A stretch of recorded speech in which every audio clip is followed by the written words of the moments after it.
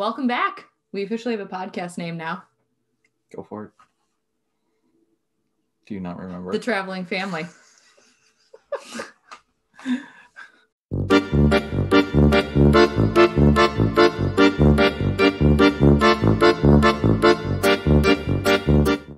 We'll write it down in big letters the next time for her to remember that. Yes, The Traveling Family. The Traveling Family Podcast. That's what this is. And guess what today's topic is? What we promised it would be in our last video. Well, in our last pod. So. Oh, yeah. Yeah, I'm struggling with the whole, for those of you listening on the podcast, I'm sorry. Give me some grace and give me some time, and I promise I'll remember that this is really a podcast that we're filming. But see, I'm staring at myself on a screen right now, so to me, I'm making a video, which I am also super awkward on video, I feel like. And yeah, I'm very familiar with doing pods. Well, I shouldn't say very. Pods. I shouldn't say very familiar, but I do a podcast. You do another podcast. Yeah. So you're the one that has experience. I do. So any audio issues or things like that, we're going to blame it on Keith until I really take over the guts of what this is. For sure. But all right, let's get into the topic of the day, which is Disney Walt Disney World. So yes. How to plan a family vacation to Walt Disney World, especially during the pandemic time right now. Yeah. So as of the time of us recording this pod. As of this time, which is in May of 2021. Yeah, May of 2021. We've experienced Disney so far. We've planned multiple trips during the pandemic. We've taken one of those. Yeah. We're taking another one upcoming to Disney World. So we've got some insights on specifically during a pandemic Disney. So we'll try as we go through this to mention, what may be specific related to the pandemic, and then what's just kind of general Disney all the time, whether we are or not in a pandemic. But the first topic we really want to jump into is when are you going to go? So big choice, right? Like, when do you want to go? Do you want to fight crowds? Do you not want to fight crowds? Do you want to fight hurricanes? Do you not want to fight hurricanes? Do you want it to be rainy? Yeah. Do you want it to be potentially cold? Depending on where you're from. Yeah, depending on where you're from. I mean, it can get chilly in Florida, especially Central When we Florida. went in January, it was freezing for Run Disney. That's another podcast. That's another podcast. Well, I wouldn't say it was freezing. It might have been freezing to her, but it was like 40 degrees. That was in the morning. It warmed up. Yeah, but when you do Run Disney. Yeah, but by the time you hit the parks, we were okay. We were at least in the mid 50s. I was chilled. 60s. I was chilled that entire trip, but it was a great trip. But anyways. It was. Anyways, so couple different things. We'll start with the beginning of the year. So January timeframe, after the holiday season is actually a really good time if you can get away to go, because crowds are really kind of light. Yeah. There's a couple key weeks where crowds are pretty light, and I've got a whole separate video that I'm going to do, not a podcast. I've got a separate video on my YouTube channel, which is Magically Simple Travel. There you can go find probably in about 2 weeks or so. I'll have the video up that's going to go really in depth in all the different times to travel. But I think, definitely January's one of our favorites. Yes. After the holidays. January, February. Watch out for those Mondays off, January, February timeframe. You get long weekends, kids out of school, that some people may pop down for a time or take the kids out of school a little bit. And then spring break time gets pretty busy, but the weather's great. Yeah. You can't really beat March, April. Right. Summertime obviously is going to be hot, crowds. Summertime hot, big crowds. Right now though, it's mostly domestic. International, when that starts back up, that gets it more busy in the summer, even more so. Yeah. But and they're limiting crowd levels right now too. So, that's something to keep in mind right now. If you're really deciding on when to go, yes, it's going to be crowded, especially for people that don't like crowds. You're going to Walt Disney World, but from a crowd level standpoint, like right now is the time to go in the summer. If you are thinking, as long as you understand you're going to have to wear your mask, now is the time to go, I would say, because you have the opportunity to experience Disney with lower crowd levels. Yes, for sure. Because they're limiting right now. I think it's 35% right now. I've heard rumors that they're going to go up to 45%. Park and capacity. I've heard rumors all the way up to 50% park capacity. So we'll see what it is, when you get to the summer. And truly, I say to go now, it's still busy. Yeah. And you're still gonna have to wait in lines. It's still Disney, right? Yeah. Like, you know, it's a theme park, any park you go to. I don't, you know, any amusement park that you go to, you're gonna have some sort of crowd to deal with. But summertime too, obviously it's hot, but you also start getting into hurricane season. Yeah. You know, Orlando's far enough off the coast that they don't typically get direct hits, but there's been a couple times where they've gotten hit with a hurricane. Yeah. So, and thunderstorms. Yeah, basically every afternoon. Yeah, that's gonna happen. Just have your poncho or your raincoat ready, right? or have, you know, maybe plan lunch a little bit later. Yeah, 3 o'clock lunch every day, 3:30. So that's, you know, that's good. Fall time in Disney. Fall can be a great time, especially if you have kids that either aren't old enough to be in school or young enough that, you know, you feel comfortable taking them out of school, or if they have a fall break.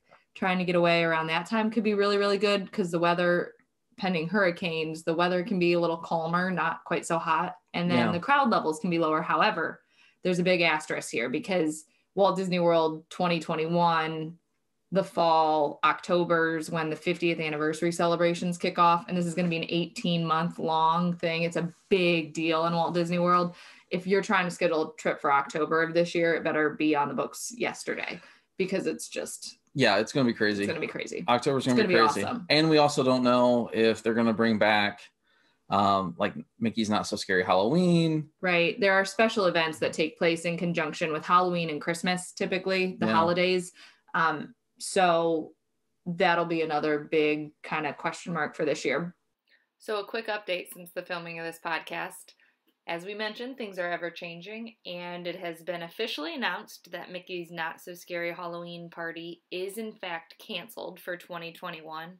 However, Disney has announced the addition of the Boo Bash, which will be an after-hours event in the Magic Kingdom Park. It'll take place for 3 hours after the park closes on select nights August 10th through October 31st. But as far as when to go, there's a whole bunch of things to consider. And like I said, I'll be doing the video that's going to get real specific as to if you go in January, here's some things to expect. If you go in February, I'm going to break it down like that. Perfect. And also, you know, you may be trying to plan around different festivals at Epcot, because Epcot seems to have like a festival, different type of festival going on sometimes a year. Yeah. So, you know, you've got a lot of different things to consider when you're looking into booking.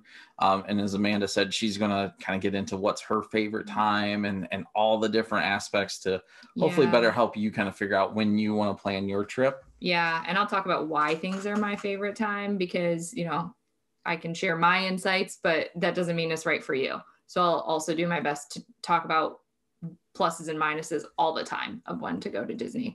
And you kind of touched on this. And I think this is something to consider when you're talking about when to go is what else is going on, because Disney's so much more than, you know, 4 parks and 2 water parks. And, you know, there's so much to do in Disney. If you don't love Disney, but you love running marathons, you will never run a marathon like you will if you run a Disney race, right? They're unbelievable when it comes to runners and how they put together their races. And they have multiple races. They have like 4 different races, I think, Run Disney puts together every year. So there are other ways to enjoy Disney if you're not the traditional, I love every Disney movie and can quote, you know, all the things Walt Disney ever said. You don't need to have that level of love for Disney to just enjoy what they do on a service level. Yeah, I mean, look, there's just so much cool to do and to be around at Disney. I mean, even if, again, there's water parks, there's golf courses, there's anything that you want to do. Plus, you're in Orlando, and really, we're going to talk about this a little bit later on in the pod about where to stay and everything else, because we're going to solely focus on Disney, but might dive off into a couple other things. But at the end of the day, too, well, you know, how are you going to get there? Depends on what you want to do on your trip. Yeah. Really good point. So, you know, that's kind of what we're going to jump into next here is how do you get there? And obviously 2 main ways, flying or driving. Right. You can't take a boat. I don't think that we're going to Uber. I mean, you could, if you're living close enough to Walt Disney World that you can Uber, like, sweet, do that. Yeah. Good for you. We're jealous. So let's talk about driving. If you're driving in and you're going to be staying on property, just know that you're going to have some parking charges at the resort for overnights. Now, when you go to the parks, if you want to take your vehicle to the parks on your days, there's no parking charges for parking at the actual park if you're staying on a Disney property. Right. But, you know, driving has some conveniences. Right now, transportation around Disney is a little bit limited. Bus, just because of the pandemic, they're sectioning off the buses. You have the Skyway that's running, but they're not doing the minivans right now. Skyliner, not Skyway. Sorry. Skyliner. Get the proper terminology going here. You know, you still have some of the boats and stuff running across certain areas of the park. Honestly, the biggest thing when it comes to transportation, like considering driving versus flying, is do you want to be transported around, or do you want to be more in control? And this is where I think it's interesting, personally speaking, from our experience. I don't want to speak for you, but I am one that likes to be in control, right? Like, I like to be able to just get up and go and kind of do my own thing. But I will say, I do not want to drive when I'm in Disney. I just would much rather take the Disney transportation. And even though you mentioned that it might be a little bit more limited right now than it normally is, when we were there a couple months ago, I didn't notice anything out of the ordinary. We never waited, except for one time, more than 10 minutes for a Disney bus, or we stayed at one of the Skyliner resorts. So for the Skyliner, now that being said, that's not a guarantee, right? Because back to your point, they are limited right now to a degree on how many people they can put into a Skyliner unit or how many people they can put on a bus. So we did have to wait 30 minutes kind of on a fluke. It was a weird deal, but from Disney Springs back to our resort, we had to wait. And that, you know, it was a 30-minute wait. But again, we knew we had mentally prepared ourselves going into this that we didn't know. We had prepared to expect the unexpected, right? Yeah. I mean, I think too, it depends on what you're doing. If you're just going to be on Disney property, then Disney transportation from my aspect is the way to go. Like I love flying in, taking the Magical Express, even though Magical Express in what its current form is going to go away after 2021.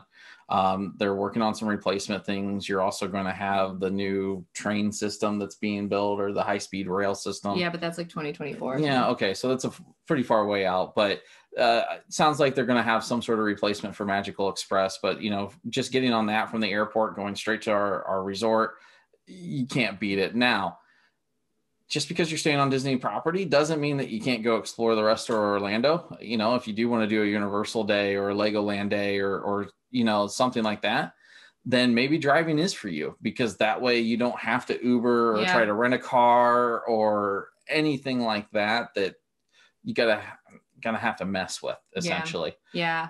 So I don't know. In summary, basically, you can drive or you can fly.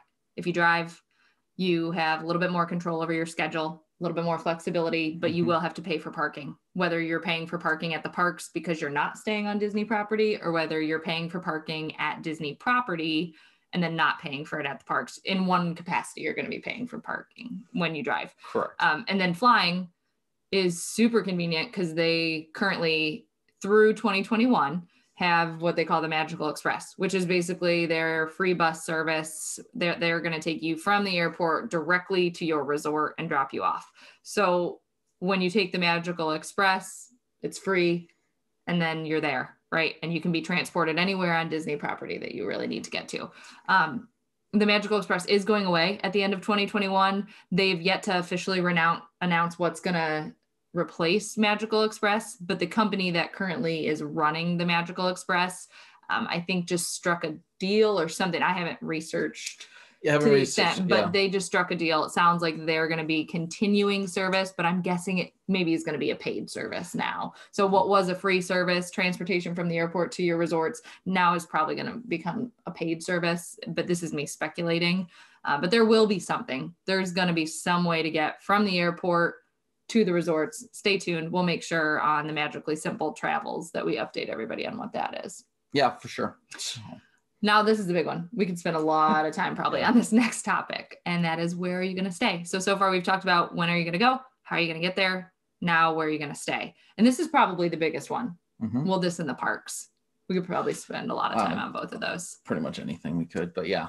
Yeah. So where are you going to stay? There's basically two different options. You're either going to stay on Disney property or you're going to stay off Disney property. And there is kind of that middle ground in what they call their good neighbor hotels. So if you are totally off Disney property, maybe you're renting a house through VRBO or something like that, then you are totally in charge of your transportation, if you will. You're limited on when you can book certain things pre-pandemic and potentially post-pandemic. And then there's the Good Neighbor hotels, which may have some limited transportation directly to Disney parks. So maybe there's like a 7 a.m. and a 9 a.m. bus, and then maybe there's like a 10 p.m. and a 7 p.m. bus or something like that that brings you back to your resort. But the Good Neighbors are typically a little bit more affordable than staying on Disney property. But the last choice then would be staying on Disney property. And when I say last choice, that's always our first choice. Yeah, I don't think it'd be really tough if we're doing a strictly Disney vacation not to stay on Disney property. Yeah. Like, I just don't see that happening. And now again, if you're in Orlando for work or whatever else, or you want to do Universal or Legoland or something else, to stay off property makes a lot of sense. And there are awesome places to stay off property. But if you are going for your strictly Disney vacation, then staying on Disney property is huge in my mind, because there's the transportation that we talked about a few minutes ago. There's the early park hours that you have access to. There's the Disney service. I just really appreciate, I don't need 5-star hotels. I don't need any of that, but I need kind people and people that, I don't know, there's just a different level of service. What am I trying to say here? I don't know. It's awesome. Again, like from our perspective, that's what we're going to do. We're going to stay on property when we go in for these trips.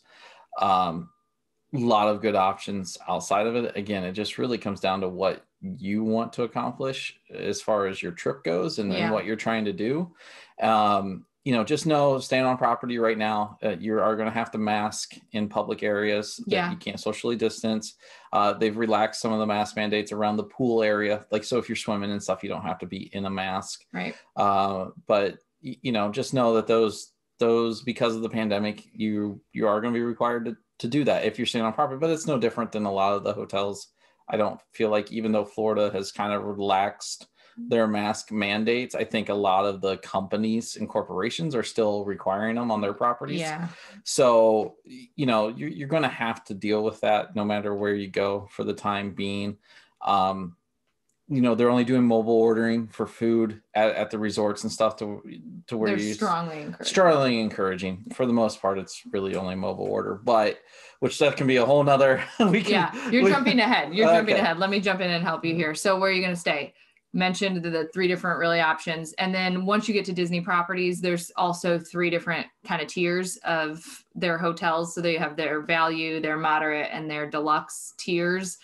And as you can imagine, as you go up, they get more expensive, more amenities, closer to the parks, walking distance versus, needing to get on the Skyliner or needing to jump on a bus or something like that. So I think there's a lot to consider. There's over 30 Disney properties.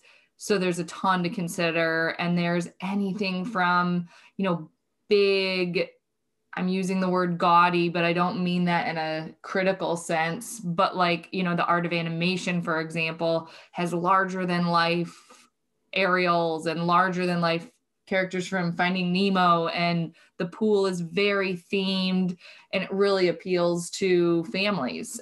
They have their family suites that are unbelievable, and that's a great place to stay. That's a value resort, but that's a great place to stay, especially if you have little kids that are super into Cars or Finding Nemo or Little Mermaid, Lion King. Yeah. So, that's just an example. They have some of them that are not open. Like, I don't think the All-Star Music is open, but they have the All-Star level resorts that are also in that value category. Again, big theming at those resorts.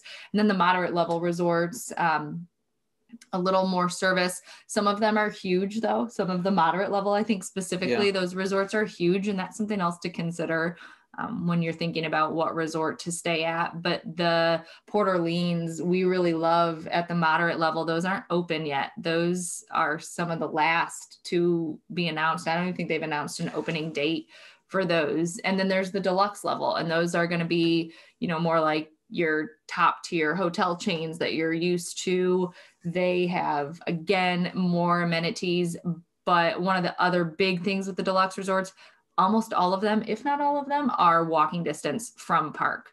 So you have the Polynesian, the Contemporary, and the Grand Floridian that you can walk to Magic Kingdom from those. You've got the Yacht Club, the Beach Club, the Boardwalk. You can walk to Epcot, the Swan and Dolphin. That's another, great hotel option that's walking distance from Epcot. So there's different things to consider when it comes to booking different properties. It can be very overwhelming, but this is honestly one of the things I love the most about what I do through the travel agency, being a travel advisor. I love talking about the pros and cons of the different Disney hotels, because there's something for everybody.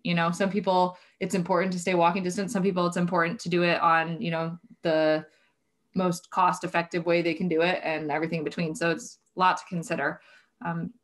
Anything to add? No, I think you hit all that, and just know there are some properties that aren't open, as Amanda stated. So that's the big part too right now is you might have to switch up some of those places that you stay, but that's where travel advisors come in and greatly assist. So yeah, for sure. All right, next topic, parks.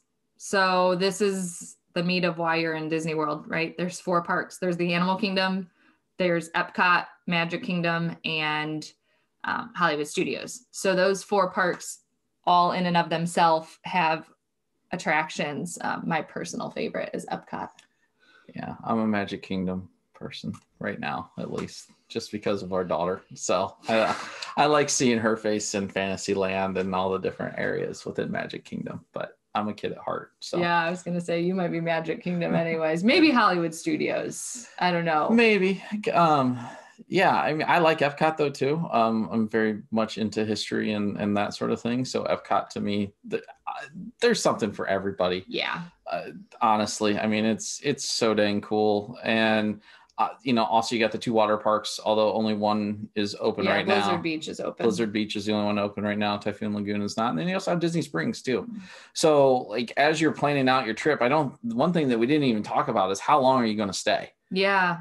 And that's probably a very important thing too to decide, is how long are you going to stay, because that's going to determine how you want to do the parks. Yeah, that's actually right up there with when you're going to go. We'll insert that up here at step 1 is, when you're going to go and how long you're going to stay, because that's going to, back to your point, that's probably also going to play a factor into where you're staying, right? Yeah. Like if you're going for a short trip, you may want to splurge on a deluxe hotel that you're not going to, spend the money to stay for a full week, but you might spend, 3 or 4 nights in a deluxe hotel, and doesn't cost quite as much. But yeah, so then, do you want this to be a 10-day Disney trip where you really take in everything Disney has to offer? And when I say take in everything Disney has to offer, that's actually impossible in one trip.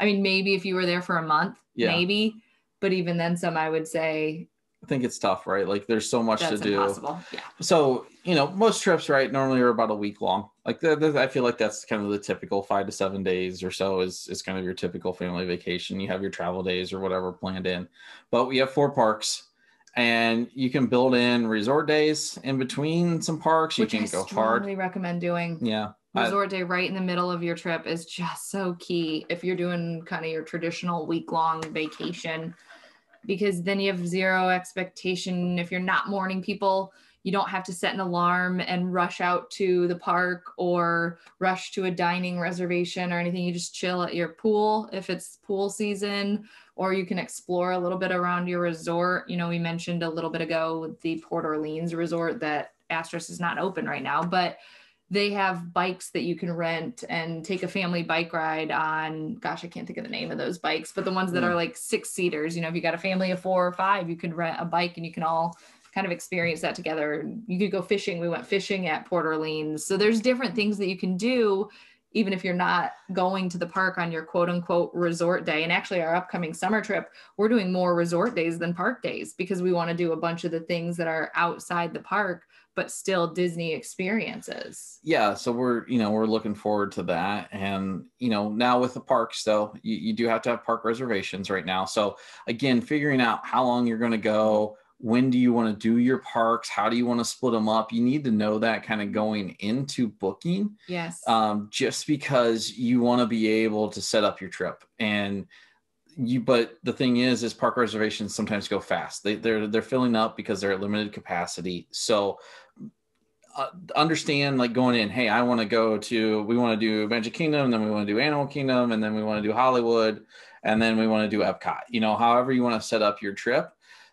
Just be aware that you need to put your park reservation in like as soon as your trip is booked for those parks. And then you start planning everything else. Yeah, because you can book park reservations right now into 2023.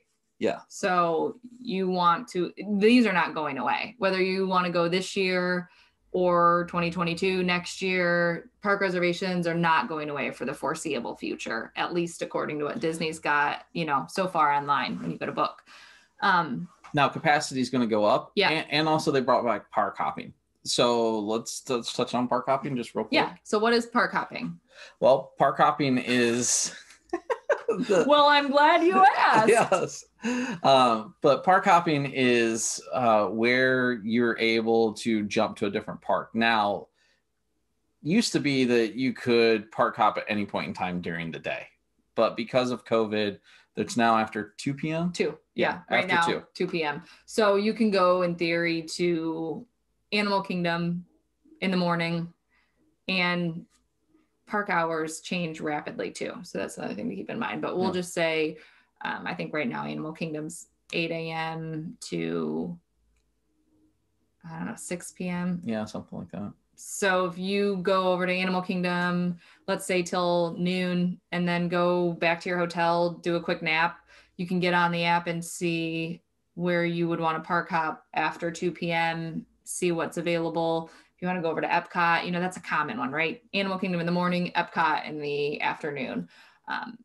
That's what park hopping means. Basically, you can go to more than one park in a day. Yeah. And you have to buy the park ticket specially for park hopping. If you just buy a regular Walt Disney World ticket, you can't park hop. So you have to have a special ticket that, of course, is going to cost a little bit more, but it'll give you the flexibility to be able to jump around between parks. And you're not limited to just 2. That's something that I wasn't sure about. As long as the park capacity allows, you could go to all 4 parks in one day if you really wanted. The key is you still have to have a reservation for your initial park. You have to be in your initial park at some point. Yes. Yeah. You can't just make a reservation, not show up, and then park hop to wherever. You have to go, and you have to wait till after 2 to jump on to the next park. So that's what park hopping is when we talk about park hopping. But it adds flexibility to your trip. If you feel like, oh my gosh, we need to go back to Magic Kingdom because we didn't hit this ride, or this ride, or the same thing with, Hollywood Studios, Epcot, whatever it may be, is like, oh my gosh, we really just want to go see the Food and Wine Festival if that's going on, at Epcot, and you want to walk around the world and try the wine and the food, so it really does add some flexibility to your trip. Not saying that you have to do it. Our last trip, we didn't do park hopping because it wasn't available because of COVID. Yeah. And it was fine. It required more planning. Yeah. But it was great. And we got to do kind of everything we wanted to in the parks. This goes back to expectations though, and planning. Yeah. Right. Really. So, and what it opens up to is kind of the next topic conversation for us, and that's food. Where do you want to eat? Wait, let's jump back to parks real quick. Sorry. Go ahead. Jumped ahead. That's fine. I just feel like we should talk a little bit about each park and kind of like what the big draws are at each park. Sure. Because we're assuming that. Yeah, you're assuming that you guys know what's at what park. Right. So how you want to start? Yeah, Animal Kingdom. I think the big things at Animal Kingdom are probably Disney's biggest roller coaster next to, I think the Aerosmith is the biggest one. That's at Hollywood Studios. But the Expedition Everest roller coaster is a big draw at Animal Kingdom. And then you also have Pandora, the World of Avatar, that's at Animal Kingdom, and the Safari. Those are probably the biggest draws at Animal Kingdom. There's a lot more, you guys, at Animal Kingdom than just those items, but those are probably, I would say, the biggest draws when it comes to the Animal Kingdom. Animal Kingdom is really, really cool. It is. Very unique. It's kind of an underrated park. You know, we're fans of the zoo. We are fortunate to live someplace where there's a really cool zoo. It's in some ways an elevated zoo. right? Like, but it's so much more than that though too. Yeah, that was kind of a slap in the face. Yeah, I was gonna say, I didn't mean for it to stop. But we love the zoo, so I didn't mean for that to sound like a bad. The thing is there, if you guys have Disney Plus, there are some documentaries on Animal Kingdom, like talking about the animals specifically that you're going to see there. Yeah, highly recommend watching that before you go. Just so much makes the experience even that much cooler. Up for your trip for sure. In that way, that's really good advice. But anyway, so Animal Kingdom, those are some of the big draws. And then next I would say is Hollywood Studios. The big one at Hollywood Studios, the big two I should say, are Toy Story Land and Star Wars Land, Galaxy's Edge. Galaxy's Edge, yeah, not Star Wars, just Galaxy's Edge. Galaxy's Edge. I've recently been introduced to the world of Star Wars. And I would say your Star Wars is probably the highest draw right now, and that's Rise of the Resistance, which is a really, really cool ride, but it is one that you have to do some planning to be able to get on. Yeah, and I don't want to dive too No, we're not going to. You have to do a virtual boarding group, and there's a specific time of day that you have to do this virtual boarding group. It's a whole thing, but it's really cool. And if anyone in your family likes Star Wars or even just appreciates like an interactive ride, this is pretty cool to experience. It's very, very cool. So you've got that one. In Toy Story Land, you have the Slinky Dog Dash, which is one of my favorite things. Favorite roller coaster. I would put Rise and Slinky Dog next to each other. I would too. Rise was awesome, although of course we had a daughter who was scared to death. She loves Star Wars and loves Star Wars and knows the characters, and maybe that's why she was scared. Yeah, right. Maybe if you didn't have a clue really like who was talking to you, but it wouldn't be as scary. I don't know. But Rise was very, very awesome, but she loves Slinky Dog. And then there's Mickey and Minnie's Runaway Railway, which is a really fun ride. It's new. Cool. It's newer ride, though, so you're gonna wait in a long line. Yeah, but it was still fun. Very cool to experience. And then you've got some more rides in Toy Story Land. You've got Smuggler's Run in Galaxy's Edge. Actually, one of my favorite things in Toy Story Land is, oh my gosh, I'm blanking on the name of it. What is the name of Toy Story Mania? Thank you. I kept wanting to call it Buzz Lightyear, but that's it. That's at Magic Kingdom. Yeah. But Toy Story Mania is so much fun. Yeah. It is. I'm doing a terrible job of explaining this. It's like it's a game where it's a game. It's a ride and it's a game all in one. So it's a very interactive thing. You're trying to shoot at targets with these lasers.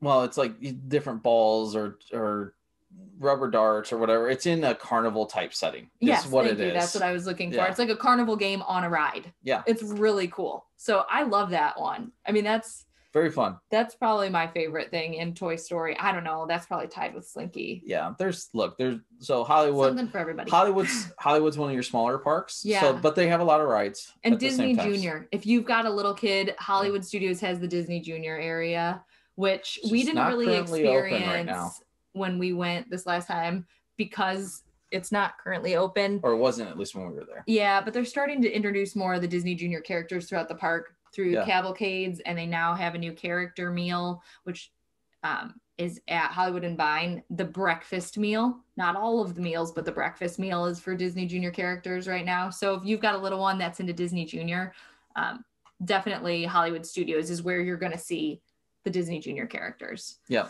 And then jumping over to Epcot, we'll finish with Magic Kingdom since it's your favorite, but we'll talk about Epcot. So Epcot's kind of split into two lands, if you will.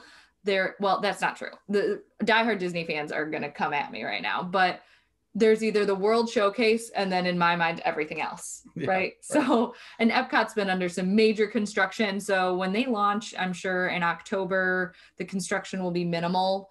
I mean, the Tron and all that's still going to be going on. But that's in Magic Kingdom. I know, but okay. So Epcot right now, you have World Showcase, which is open, but opening in October is going to be Remy's Ratatouille, Remy's Adventure or Ratatouille, something like that, right? Yeah. So, and then the new creperie there in the France Pavilion. Yeah. So when we're talking about World Showcase, for those of you that's never been to Disney, the Epcot is set up around a lake. The World Showcase is set up around a big lake. And there are ways to experience different countries. So there's like a mini Germany, a mini Italy, a mini Norway, a mini Mexico, a mini China, a mini Japan, a mini Canada, a mini Morocco, a mini UK. Mini America. I think I got them all. Did you get Canada? Yeah, I did. Okay. So you can go experience different food, different drinks, different stores or shops. One of my favorites is the Christmas store that's in Germany. I think that's so neat. But there's all different ways to experience the World Showcase, whether you're a kid or whether you're an adult. Definitely, Epcot has a stigma of being more of an adult-centric park, but I would challenge you when it comes to the World Showcase to really look into how to make it enjoyable for your kids, especially your younger kids. There are some scavenger hunts that take place when they have festivals going on that are geared toward kids that are really neat. Then they also have KidCot. Yeah, which is, little stickers or things that you can pick up in each country for the kid. Yep, and gives a little fact and a tip. So it's really a cool learning experience. Mm-hmm. And then there is what I call everything else. But there are a couple other different lands up toward the front of the park. And honestly, I think my very favorite Epcot ride, Living with the Land. I think it's my favorite Epcot ride. Well, yes. It's just interesting, right? It's about farming and agriculture. Living with the Land is interesting, but I wouldn't say that's the main attraction. It's definitely not the main attraction at Epcot, but personally, so it's one of my main attractions when we're not talking World Showcase, right? Yeah. When we're talking everything else. Well, but the one thing that we haven't done that everybody raves about, and this is going to sound crazy, is Soarin'. We have never done Soarin'. And then we did do Test Track this last time, which even though we had a 4-year-old, she loved Test Track. It was, she was obsessed. And then you've got the new Guardians of the Galaxy ride that's being built currently in Epcot that's going to be pretty cool. That's the way what it sounds. When I said Tron. Yeah. Okay. And then you've got both outside of my wheelhouse, so I lean on you. That's why you're part of this podcast. Right. It's the only reason. And then you've got Frozen Ever After, which is the ride in Norway. Yeah. Which the lines can get crazy long for, because it's Anna and Elsa and Kristoff and Sven and Olaf and the whole crew. But a very cool ride, and especially one if you're going in the summer, probably that you want to do because it is air conditioned. Yeah. Yeah. Epcot has probably the most air conditioned rides. I feel like most things are indoors at Epcot. There's not really outdoor rides, so to speak, at Epcot. I think the proper terminology is dark rides when we talk about those indoor rides. So good. Another reason I have you around. You're the trivia master. But so that's Epcot. And then there's the Magic Kingdom. Yeah, and I think we did talk about festivals, but real quick with Epcot, just know there are a ton of different festivals. We've talked about them a couple of different times, but just know that that's a really cool opportunity. I think 4 main festivals, right? So you have the Festival of the Arts, and then you have the Flower and Garden Festival, which we will be at and reporting from this year. And then you've got the Food and Wine Festival that takes place later in the year. And then you've got the Festival of the Holidays, which we did have to do last year. Yeah. Which was awesome. Really, really neat. So there are the 4 festivals, and those are, when we're talking Disney festivals, they take place in Epcot. Yeah. And they run not just for 2 weeks or whatever, that's a month. They've gotten longer because of the pandemic. They've gotten longer because they're trying to spread the crowds out. So you've got these festivals that in the past would be a draw for people. Now they're trying to spread them out because you don't want everybody going in the same 2-week period of time to experience the Food and Wine Festival. So, and then finally, but not really finally, we have Magic Kingdom, which started. And Kate's mind saved the best for last. Yeah, it started it all. You've got different lands, again, within the park. Let's see if you can list them all out. Okay. I'll for those of you watching on YouTube, I'm going to do the map as he's explaining it. All right. So you got Tomorrowland. No. So we walk in on Main Street, USA. Main Street, USA, you walk in on. And then off to the right is Tomorrowland. And then you kind of work your way through to Fantasyland, which is right behind Cinderella's castle. My face is the castle right now if you're watching on YouTube. And then you've got Liberty Square, and then you've got Frontierland in the back of the park, back left of the park if you're kind of looking from the castle, and then you've got Adventureland over on the far left side. Yeah, so you're welcome. So you probably, if you're listening to this podcast, should go on and fast forward just to that part to see how I drew out the map as Keith explained it. But you did a nice job. Thank you. You didn't miss anything. I tried. So this makes me want to go back to the Epcot discussion and see if I could list all the countries in order. Yeah, I don't think that you can. You don't? Okay, pause. Mexico, Norway. And see, I don't really know. So she could make this up, and I'm not gonna know. Yeah, but everybody in the comments would totally call me out for it. All right, we don't have to do that because I can't remember what's Norway. Yeah, you couldn't even name the other. I think it's China. You couldn't even name the other parts of Epcot. Okay, but we're just talking about the World Showcase. I understand. You don't have to come at me, bro. So anyway, so we're going to go back to Magic Kingdom. Some highlights as far as attractions go in Magic Kingdom are the Seven Dwarfs Mine Train. So when we're attractions, roller coasters. Attractions, yes. Yeah. Attractions. Well, not just roller coasters, but rides or whatever, because you got Pirates of the Caribbean. Attractions, you mean? Yeah. What you said all along. Space Mountain. Before I interrupted you. Space Mountain is another big one. They've got Tron being built right now. That's supposed to be fantastic when that comes out. Yeah. And then you've got Splash Mountain, which is getting set for a redo. You've got Big Thunder Mountain. So another roller coaster. All the mountains. Yeah, if you can, there's a mountain challenge. I think, if you can ride all the mountains at Magic Kingdom. And then you got the Jungle Cruise, which is a favorite of ours. Yes. Extremely favorite of ours is the Jungle Cruise. You've got It's a Small World, which that's really my favorite. That's Amanda's favorite, not necessarily mine. It's cute, but I can do without sometimes too. It's just Disney. It's a Small World is just Disney. Yeah, I know. Look, there are so many different attractions. I like the Winnie the Pooh ride. I thought that was really good. The Little Mermaid ride was really good. That was one we did the last time that I had never done. I thought that was really good. So, do you think anything's bad at the Magic Kingdom? No, not really. Just to be clear, this is who's talking about all these things being really good. I just want people's expectations to be realistic. Well, look, there are going to be some that are probably a little slower paced for you, but at the same time, that's just they immerse you in the in the fantasy. You leave reality when you go to Walt Disney World, and then when you go into fantasy land in Walt Disney World, that's your iconic stuff, right? Like that's your iconic Disney. You've got the Dumbo ride, you've got the teacups. You know the other one though that's iconic Disney that I don't know if I've ever done? So Pirates of the Caribbean. I've done it. I don't know if I've ever ridden on it.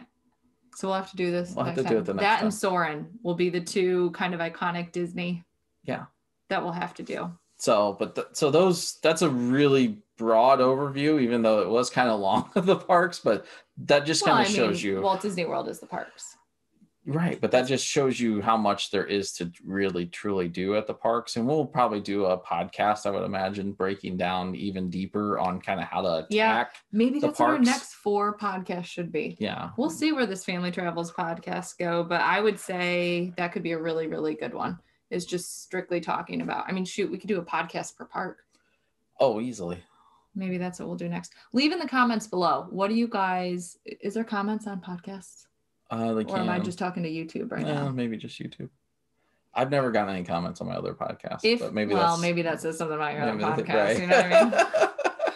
I would say if you can comment below or wherever you can comment, and we'll see the comments. If not, you can send an email to Amanda at Magically Simple Travel and throw out suggestions of whether it be podcast or video. If there's a video you'd like to see, and send us your suggestions. And we'll put the email in the description of the pod. Yeah. Okay. So you guys can reach out to us that way. Yeah, perfect. All right, we need to jump in. This is getting to be a very long podcast. How long has this been? It's been about 50 minutes. Well, I think the first 10 minutes of that were that's fine. Jumping around. You jumping around. Let's go. Jumping around. Let's go to this. Let's go to food. We have 2 things left: food and planning, and then I'll do a quick summary of everything that was on this. And at some point, I'll get it edited and posted. Yeah, but it's all right. Food. This is a whole other thing. This, I would say, food and where you're gonna stay. That's like my jam. I love to be able to tell clients anything and everything about where to eat and where to stay. It's because you have to plan, but you also have to plan plan out like what you're going to do. It's like if you think you're just going to go to Disney and you're going to be like, yeah, I'll just get a reservation tonight. No problem. No, it's not happening. Probably not going to happen. Not to say it's impossible, but I would say if there are certain things that are important to you, definitely plan ahead. Oh, for sure. Yeah. And so right now, if you're staying on property, you can book your food reservations 60 days out. Yes. If you're staying on property, correct. You can book your reservation 60 If you're not staying on property, is it 30? I think so. Okay. Yeah. Yep. So if you think it's insane to have to make and figure out your food reservations, like 70 days, how many months is that? 2.5 months before your trip. I would also agree with you. It is insane. Not often do you go on vacation and have to have things so planned out as you do in Disney. But the reality is you don't have to, but you want to at least be in the know and know what you're getting into if you choose not to make your reservations that far in advance, right? And you can always change things down the road, guys. And that's like my biggest word of advice is get in there the day you can make them, make your reservations. And then if you want to go back and try to adjust them and change them, you can. And you have a 24-hour cancellation policy. So as long as you cancel within 24 hours, you won't get charged. There's a $10 cancellation fee. Per person. Per person, yeah. If you would cancel or no-show within that 24-hour time span. But so you don't have, so really reservations for food though are for your sit down restaurants. So there are a couple different levels of food. Right. In Disney, that's called table service. So if it's a table service restaurant, you want to make a reservation. If it's a counter service or a quick service, there are mobile order options. But I've been hearing, we didn't experience this when we were there. We were lucky, but I've been hearing that like you might have to place your mobile order hours in advance. So I mean, again, to me, this is where it gets a little tricky, right? Because not only are we not used to making our dining room reservations 60 days in advance, we're not used to ordering lunch, if you will, at 9 a.m, anticipating that we're going to be hungry at noon or whatever it might be. But the reality is, you do know what time you eat lunch every day, what time your kids eat lunch every day. So just plan a mobile order accordingly. Or another good option in a lot of Disney World parks, especially Magic Kingdom, is just to kind of snack your way around.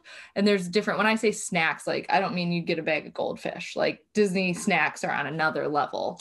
Disney snacks might be like loaded tater tots, which I could eat for lunch. Which you could, yeah. And then you've got your traditional Disney desserts, your Dole Whips, your, all kinds of Mickey bars, Mickey ice cream bars. Yeah, there's Mickey pretzels, your turkey legs, so there's a lot of ways to food in Disney. And another thing, you can order food from a grocery store, have it delivered. If you're staying on Disney property, you can have it delivered to your Disney World hotel. Even if you're not staying on property, well, right? Yeah, I mean, if you're not staying on property, though, you probably have a car and you can go to the grocery store. Yeah, that's true. But if you have flown in and you're, quote unquote, stuck at Disney property, you can have groceries ordered in. We've done that the last few times we've gone to Disney World, and you can bring your food into the parks. So if you have a very picky eater, a little kid who's, you don't want to spend $10 on a kid's meal or $5 on a kid's meal, throw a peanut butter and jelly and a cheese stick into a mini cooler and bring it into the park with you. You're allowed to do that. Yeah. And little tip, if you are going to do the grocery order, you can do it right when you get there, but it's recommended that you do it like a week ahead of time. Yeah. That way you make sure that you get it, and they can deliver it straight to the resort and they can get it to your room. Yep. Yeah, I think you have to go to, I think right now you have to go pick it up from Bell Services because of the pandemic, but sorry, I keep looking at our dog. So, but the food options are really endless. Again, we could probably do a whole podcast just on food. Disney food. The biggest thing with out of this one is make sure you kind of start looking at it, understand where you may want to go, get your reservations booked. That way you don't miss out. And the other thing that we didn't talk about here with food, we did touch on it. You touched on it, talking about Hollywood and Vine in Hollywood Studios, but they're character dining. You guys, character dining. It's expensive. In my opinion, it is worth it for 2 reasons right now. The pandemic reason, they don't have characters out and about to be able to interact with. So this is a guaranteed way. Okay, I should back up. They do through cavalcades and things like that, but not in your traditional sense where you wait in line and you get to hug your favorite characters. That's not going on right now. So if you want to guarantee that your little one, or you, if you're a big fan, sees a specific character, set up character dining. Yes, it costs more than just your normal sit-down restaurant, but in my opinion, it's totally worth it because you're killing two birds with one stone. You're getting to eat, you're getting to relax in air conditioning, and you're getting to interact with characters. Yeah, even after the pandemic, like as you know, depending on what character meet and greets look like, even if you go back to those original ones, if you don't want to wait in line for an hour to see one or two characters, this is a way to knock out so many and to gain that experience. Yes. It is more expensive. It is, for sure. But you don't have to do a ton. You could do one. Yep. You know, we have done multiple on certain occasions. Just because it fit within our budget that we made and that was what we wanted to do. Yeah. But, and again, you don't have to do it. You are going to have some interactions with Disney characters. It's just they're not as structured as they used to be right now. They're very much more sporadic due to the pandemic. But you can take distance selfies and everything else. But it's the same thing in the character dining too. Like they're not going to come up to your table. They're not going to do autographs. They're not going to be able to give your kids hugs. You know, not like what we used to see. No, but I honestly, I think to me, it's still a lot more interactive than it is if you just are watching them walk down the sidewalk or something like that. For sure. So it's a way to see characters. We love character dining. Yeah. All right. So again, for food, really it comes down to planning, which is kind of our last topic of the podcast here is just really make sure that you're planning out your trip. Hopefully this is helpful. Like hopefully this podcast was somewhat helpful. If it's your first time planning a Disney trip, if it's something that you've been to Disney maybe when you were a child, but haven't been back since, and now you're thinking about taking your family to Disney. You know, there's a lot that goes into it. Breaking it down again, when do you want to go? What are the different perks, different times of year? How are you going to get there? Are you going to take a car? Are you going to fly? Are you going to stay on property? Are you going to stay off property? Make sure you've got your parks planned out because you need to have reservations right now. So you need to know what days you're going to what specific parks. Are you going to do park hopper? Are you not going to do park hopper? Where are you going to eat? Are you going to eat at character meals? Are you going to eat at counter service or quick service where you are just mobile ordering and then finding a seat and going to eat? Or are you going to sit down at a table service and be waited on? There's pros and cons to that too of how much time do you want to take away from park time? You know, if you're going to do a table service, that's right. There's so many things that go into and every family is so different, right? Yeah. And you know your family, you know what you need. And I hate planning. I hate planning, but this one loves it. I am obsessed with planning. So I became a travel advisor because I love to plan and research. I'm not kidding you. I said this when we were planning for our road trip a couple months ago. Planning a vacation in my mind is, I don't want to say it's 50% of it for me, but it might be 50% of the enjoyment for me is planning it out and analyzing what to do, what not to do, what restaurants to eat at, where to stay, what the locals love. I mean, I just love it. Yeah. So shameless plug, go to magicallysimpletravel.com, right? Did I get that right? Seriously? Maybe. Yeah. Yes, Magically Simple is the name of my Magically Simple business. Travel. Yes. Yes. And work with the best travel advisor around. I'm paying him to say this. No. So, but at the end of the day, hopefully you did get a lot of good tips and tricks out of this, whether you're planning this trip on your own, whether you are using a travel advisor, if you have a trip scheduled. Maybe it gave you some things to think about that you hadn't thought about before. And that's another thing. If you already have a trip scheduled, but you all of a sudden feel like you're in over your head, still reach out. I love to help and plan and give people advisement and whatnot. So, that's what I'm here for. That's what I love to do. Especially when it comes to Disney. I'll do anything, but when it comes to Disney, But thank you. But thank you all. We'll see you the next time. I don't think we introduced ourselves at the beginning, so maybe we should do this backwards and introduce ourselves at the end. Sure. That seems, right up our alley. Yeah. I'm Amanda. And I'm Keith. And we're the Traveling Family. Yes, we do have a podcast name. I think we did introduce that. We did introduce the name, but so thanks for listening to the Traveling Family podcast. Catch us the next episode. Kind of up in the air right now. We'll see what comments and questions that we get from the audience here and see where we go. Yeah. And how often do you want to hear our voices for 60 minutes of your life? So have a great day. Is that the most awkward ending? Are you trying? I don't know. Good thing you can edit. Oh. I didn't stop it. I know you didn't.